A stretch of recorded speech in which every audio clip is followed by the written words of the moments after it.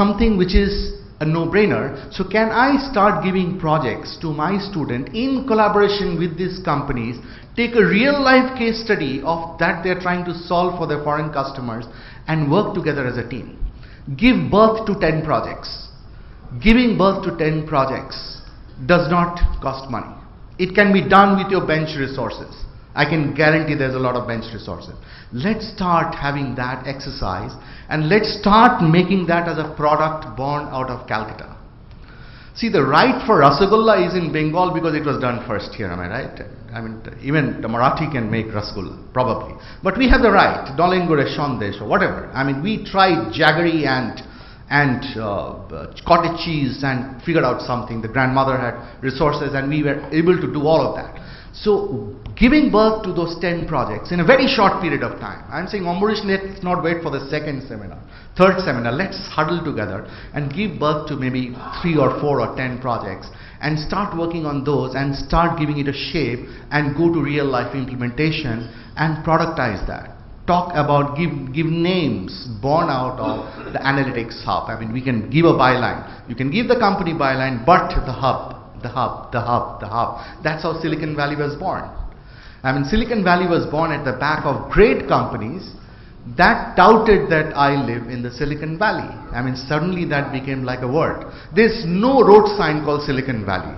If you go to the Department of State Department in the United States and ask for Silicon Valley as a name, legal name, it doesn't exist. It's a virtual name, like New England. New England is nothing to do with England. It's a connotation of the settlements, of the settlers who came and actually went to the Northeast. In Massachusetts, Boston, and in these areas they were living, and they called themselves New Englanders. So if we have to talk of the big data hub, we belong to the hub, then we need to start branding that in the form of projects. Finally, I mean, if you look at the intersection of man or machine, minds, models, if you have to look at the intersection and try to see what is relevant for us, which there's a huge amount of supply of that, in my mind what we should do is we should look at just not the intersection but probably the union of what is there and include customers and investors. And once we start including that, the last thing that we have to solve is what I call is this whole paradigm of interest versus intent. Because I have seen, based on my little experience, is that Bengal has always taken keen interest in many things. They are the best critics. The minister talked about critical thinking. The best journalists even today are produced out of India because they are so critical. They don't take it at the face value. They will diagnose, they will probe, they will go inside. So the critical thinking ability is somehow there based on the heritage on which we are groomed, which is adda, which is debate, which is conversation. I mean, whenever I open a television channel, most of the time it is alochona. Discourse, discussion. So that is there. A dialogue exists in this place. How does this interest, which is a kind of a passage of time, very interesting passage of time, very fulfilling. The coffee smells good, tastes good, the shingara is great, but how does now this dialogue be converted into intense desire, which is what I call as initiative. So which is the intent has to be there, which is the dream, converted into interest, discourse, which we are doing, and translate that into initiative. An initiative has the paradigm of implementation, it has the paradigm of incubation, it has the paradigm of inspiration. And then institutions are born. And if you look at the history of all the great institutions that Calcutta produced, or Bengal produced, if I just make it a universe, is that there were a few people who just showed the path from that intent to the interest, to the initiative, to the implementation, and thereby give birth to an institution. So I think, Ambarish, it was a wonderful dream that you had in Melbourne or Sydney, I don't know, that night.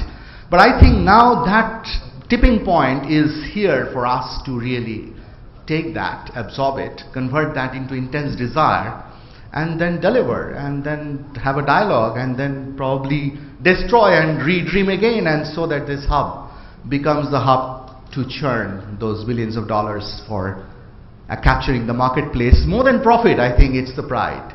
Bengalis love pride, am I right? So that's what we should gun for, and I think let's use pride as a motive.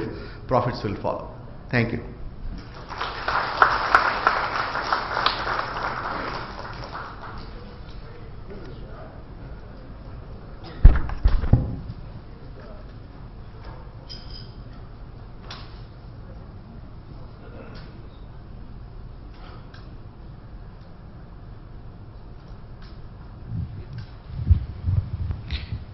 Apurv, thank you. It was so apt, so inspiring, and definitely we need to do that. We are now coming to the end of the curtain raiser session. Since we are running so late, I'm not opening up for more questions right now. So since Apurv will be around and so will Sudipto Dabi, so therefore we can have those discussions, because the next session, the India Unfolding Analytics in Demographics and Interest, to be led by, first moderated and also spoken by Rajarshi Sengupta, and then with other speakers, have generated so much of interest. So though we are running a little late, we may be having, if Angora is okay, a little delayed lunch, because we do not want to curtail that session, because we have good speakers, Rajarshi is there, so we do not want to curtail that. So we will conclude this session with a word of thanks, and then please be around for taking the questions. Ladies and gentlemen, we would have with us the Honorable Minister Shri Firhad Hakim, Minister in charge of Municipal Affairs, Urban Development, Town and Country Planning, Government of West Bengal with us, who will be officially unveiling the Ideapolis concept during the valedictory session. We would request all of your presence and support for that. May I now request Mr. P. Roy, Director General of Bengal Chamber, to please present the formal vote of thanks.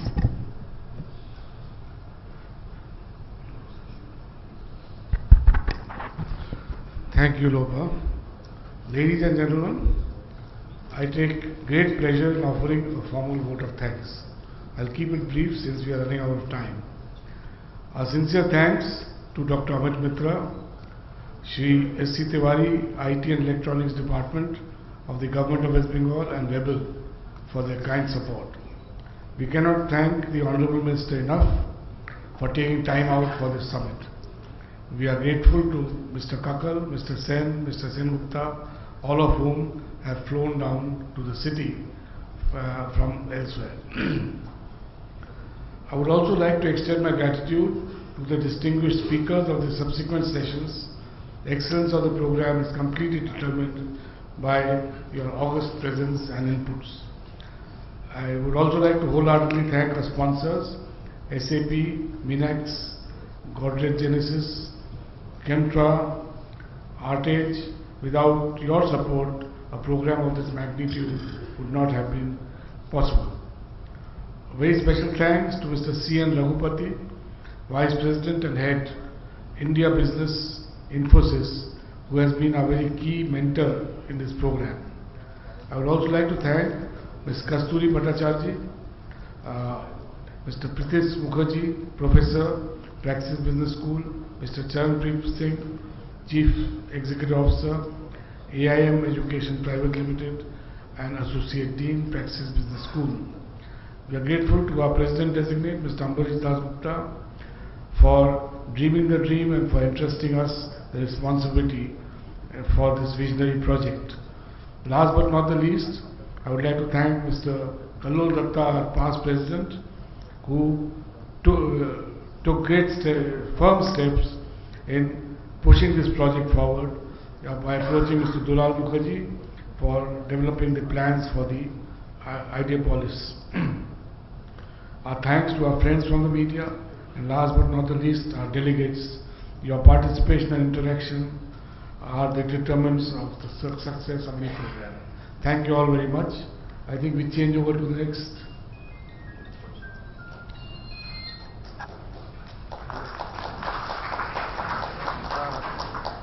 I would now request Mr. Kallol Datta to please hand over the memento to Mr. Apurva Sengupta.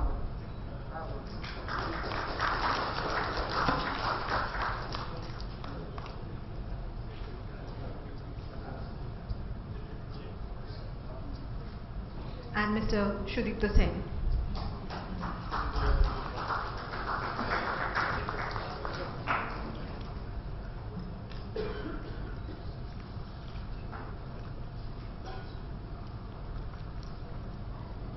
Since we are running behind time, we will quickly move to the discussion forums. The first discussion forum is on India unfolding, analytics and demographics and interests. May we request the speakers to please take their seats on the dais. We are delighted to have with us Mr. Rajarshi Sengupta, Senior Director, Deloitte and Touche Tohmatsu India Private Limited.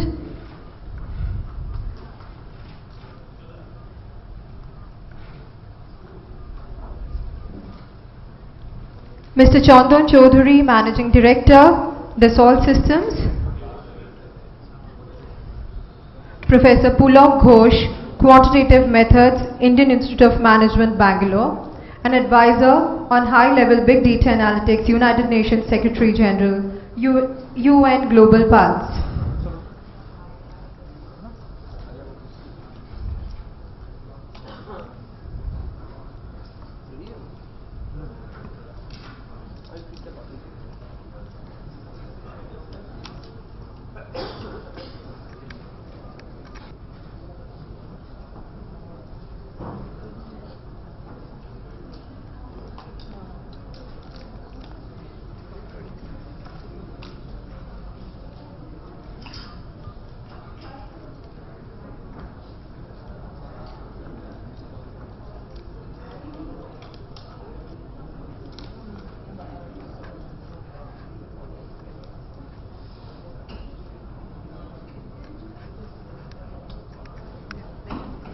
This session.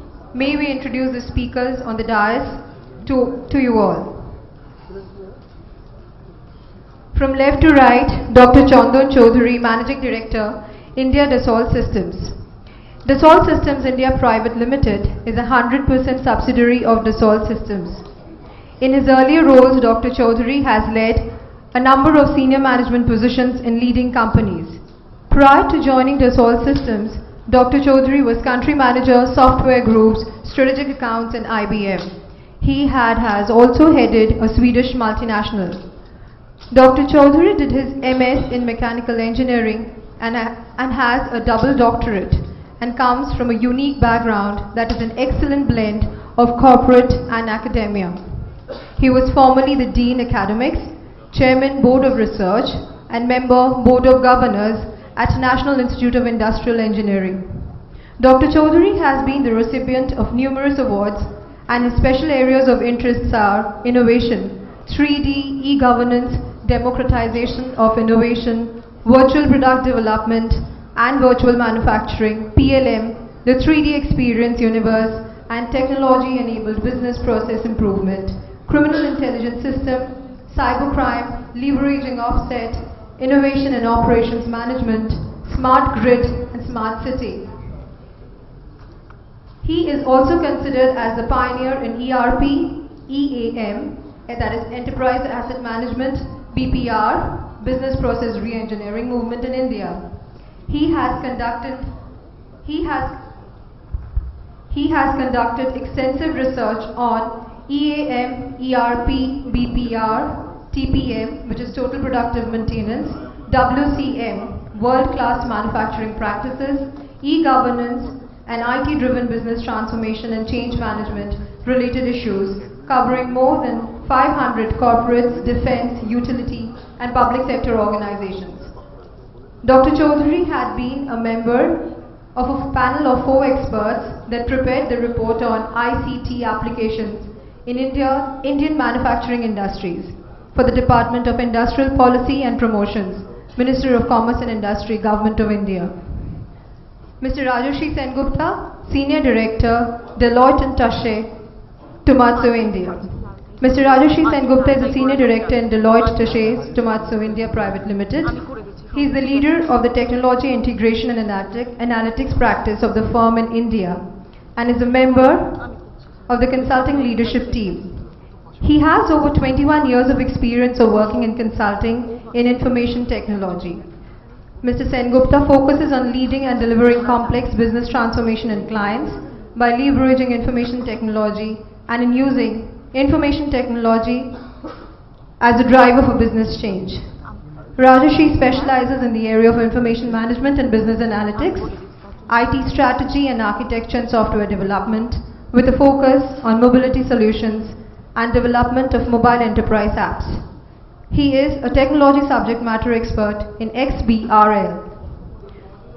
Mr. Sengupta has an MS in computer science from Rutgers, the State University of New Jersey, and MBA from the University of Illinois, Urbana-Champaign. He is a gold medalist in computer science and engineer from Jadavpur University. He was the chairman of the Bengal Chamber IT subcommittee. He is the past president of the Calcutta Management Association and a regular lecturer in IIM Calcutta in their information systems courses. Professor Pulok Ghosh, Quantitative Methods, Indian Institute of Management, Bangalore, an advisor on high-level big data analytics. United Nations Secretary General, UN Global Pulse. Professor Pulok Ghosh is currently Professor of Quantitative Methods and Information Systems at the IIM Bangalore. Prior to joining IMB, he was the faculty at the Georgia State University and Emory University, Atlanta, USA. His main research interests are big data, marketing, analytics, and financial services. Professor Ghosh currently serves in the High-Level Advisory Board of the United Nations Initiative on the use of big data and analytics called UN Global Pulse. He is also an academic fellow and advisor on big data at the Center for Advanced Financial Research and Learning of Reserve Bank of India. He has more than 10 years of research experience on analytics, both academics and industry, and has published more than 50 research articles in internationally reputed journals. Ms. Kasturi Bhattacharjee, Director, Industry and Society Head, Ericsson India Global Services Private Limited. Ms. Kasturi Bhattacharjee is a Director of the company designated Head of the vertical Industry and Society, which encompasses 3 domains: energy and utility, transport, public safety and security. Ms. Bhattacharjee is a telecom and IT professional with 20 years of cross-functional experience spanning across multiple roles involving leadership of business units and verticals. She has a degree in computer science from the University of Texas at Dallas. Previously, she was the head of OSS at Ericsson Global India Limited. Her earlier tenures include leader of telecom consulting practice, PwC, R&D engineer at Cisco Systems US, member of scientific staff at Nortel Networks USA, Cisco Systems USA, specializing around telecom switching, routing, transmission systems for voice and data in wireless RF, TDMA and CDMA systems, SONET, SDH, digital cross-connect systems. Mr. BP Mukherjee, CEO APAC Operations, EdSoft Incorporation. Mr. BP Mukherjee is the CEO of APAC Operations of EdSoft Incorporation, headquartered in Southern California, USA. EdSoft, since 1997, has been providing world-class enterprise software solutions to empower city governments, private cities and municipalities to deliver superior citizen services and orchestrate revenue management on an integrated digital platform. As the CEO of APAC Operations, Mr. Mukherjee is responsible for crystallizing the strategic direction, enabling the operation rhythm, catalyzing the cultural DNA, and in a sense, managing the overall P&L.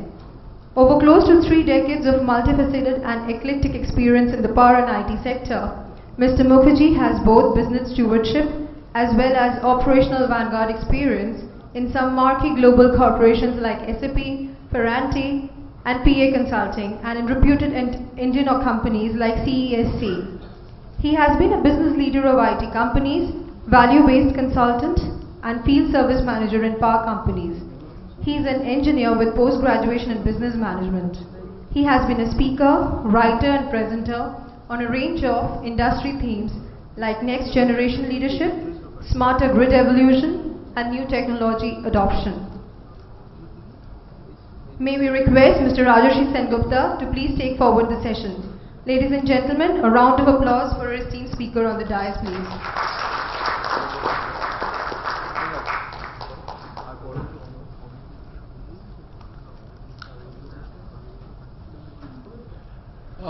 Thank Thank you, ladies and gentlemen.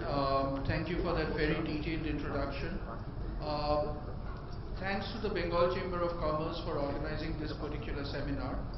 What we'd like to do is that we'd like to start off with a presentation that I will make, which we will try to set the tone for the discussion today.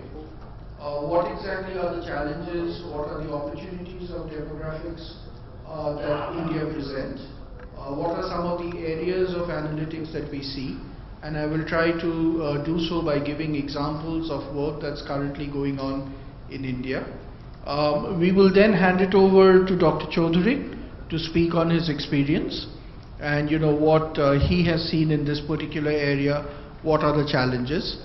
And then we will have Professor Pulok Ghosh speak on his experience in an Indian context. After that, I think since the term is big data and some of the technology folks here would be very familiar with the term mashups, I think we have just seen a mashup where two sessions got mashed up. So for continuing on that aspect, I think after we do so, we would request Kasturi Bhattacharya and Vishwapriya Mukherjee to speak on the angle of analytics from a smart cities and how smart cities can leverage analytics for better delivery. Now, without much further ado, move on to set the keynote address for this particular session. Just one word of advice, since I was a past chairman of Bengal Chamber, one of the requests that I made is that I do the pre-lunch session because, and this can be taken as an example of analytics, if you take the ratio of attendees from the pre-lunch session to the post-lunch session in such usual seminars in Kolkata, it may represent a full orchestra versus a chamber orchestra.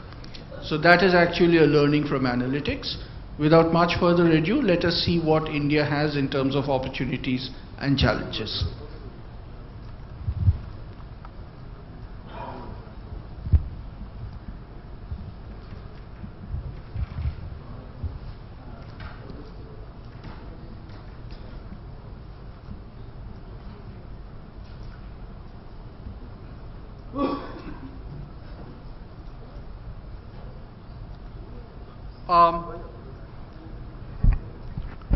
One of the things that we talk about in India is that we talk about the demographic dividend. We talk about the intense penetration of smartphones. We talk about the growing penetration of internet. We talk about the growing digital connectivity that is happening in India. There is of course some talk of a digital divide, but the thought is that increasingly people are getting wired, people are getting connected, and the ability to reach out to a person uniquely, the cell phone almost being like a distinct URL address where you can reach people, is something which is getting to be ubiquitous. Remember the dog in that famous ad that came out for a mobile phone a couple of years back? The network follows you, the network is associated with you, you cannot be dissociated from the network.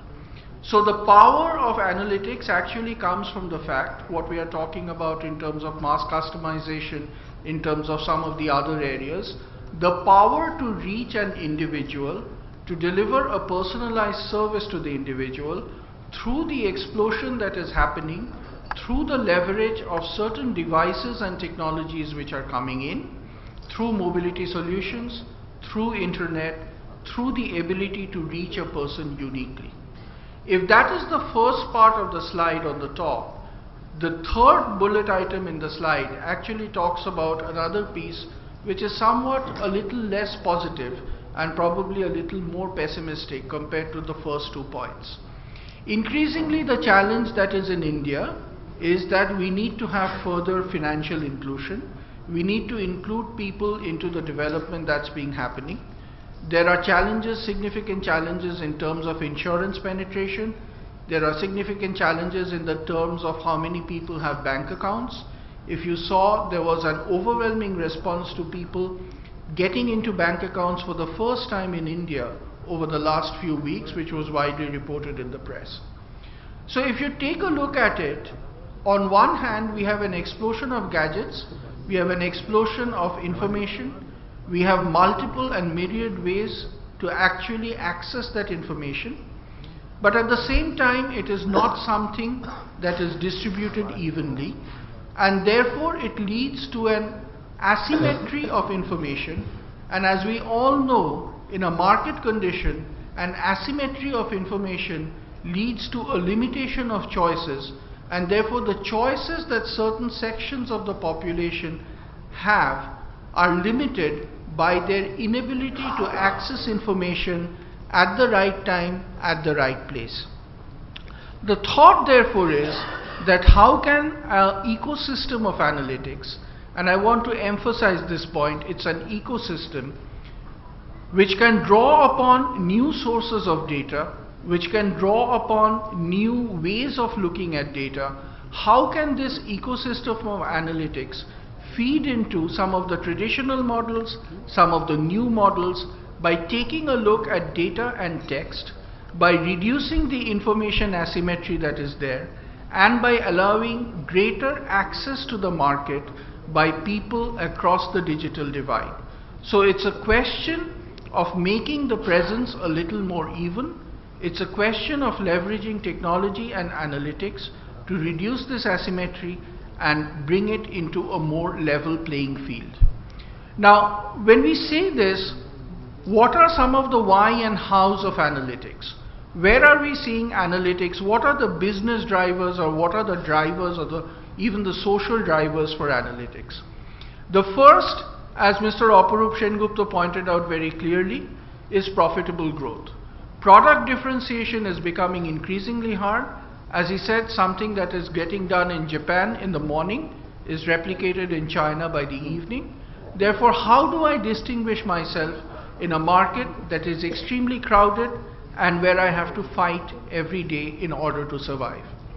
The second piece is regulatory change, and this is something which we are seeing a lot in India, from RBI, from IRDA, from SEBI, from SFIIO, and all of these regulatory agencies are spending a lot of time in understanding underlying patterns to catch anomalies that might be there in the financial system, either deliberate or unplanned.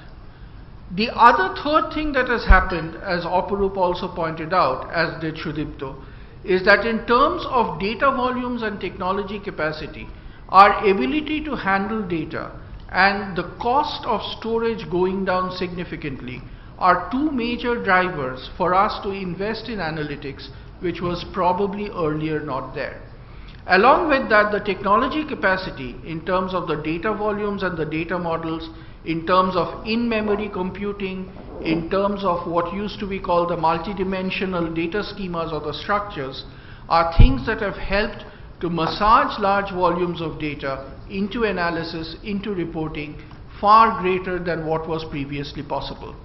In terms of taking a look at predictive analytics, you can now actually have the computing power to deal with entire data sets instead of taking in samples, and that naturally makes a significant difference. The fifth point that we talk about